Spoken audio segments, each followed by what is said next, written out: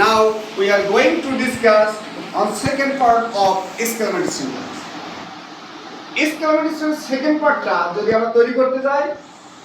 আমাদের how অথবা word দ্বারা যদি আমরা exclamatory sentence এর second partটা তৈরি করতে চাই in this way you have to make it. প্রথমে ইউজ করব কি how অথবা what ওয়ার্ড ইউজ করলে আমাদের ইউজ করতে হবে এ অথবা অ্যান আর্টিকেল কিন্তু হাউ ইউজ করলে দরকার নাই এর পর পরে আসবে অ্যাডজেক্টিভ অ্যাডজেক্টিভের পর ইউজ করতে হবে সাবজেক্ট এরপরে ভার্ব এবং সবার শেষে at the end of the sentence you have to use exclamation mark. How word দ্বারা তো আমরা কোন সেন্টেন্স তৈরি করি ইন্টারভেল সেন্টেন্সও তৈরি করতে পারি কিন্তু এখানে ডিফারেন্সটা কোথায় ডিফারেন্সটা হচ্ছে লক্ষ্য করো হাউ ওয়ার্ড এগুলো দিয়ে যদি তৈরি করি এর পর পরে আমাদের নিয়ে আসতে হয় হেল্পিং ভার্ব রাইট কিন্তু এখানে কিন্তু আমাদের নিয়ে আসতে হবে কি অ্যাডজেক্টিভ কারণ এখানে কোনো হেল্পিং ভার্ব ইউজ হচ্ছে না হাউ এবং হোয়াট দিয়ে যখন আমরা এক্সক্লেমেটরি সেন্টেন্স তৈরি করব এর স্ট্রাকচার এটাই যে হাউ এর পর ডিরেক্ট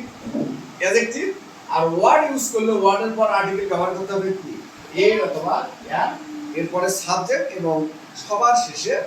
ভার্ব এবং সবার শেষে আবার কি ব্যবহার করতে হবে এক্সক্লেমেশন মার্ক বা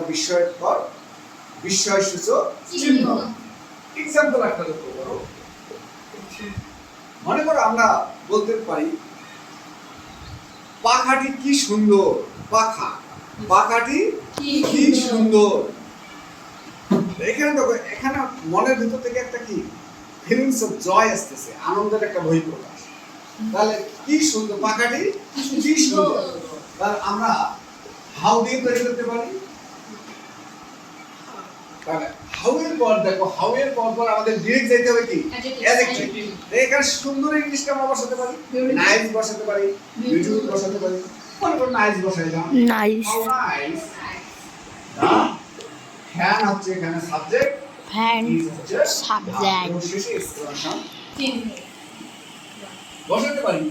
তুমি কি বোকা লক্ষ্য করো ওয়ার্ডের পর কি নিয়ে আসতে হবে আর্টিকেল এ অথবা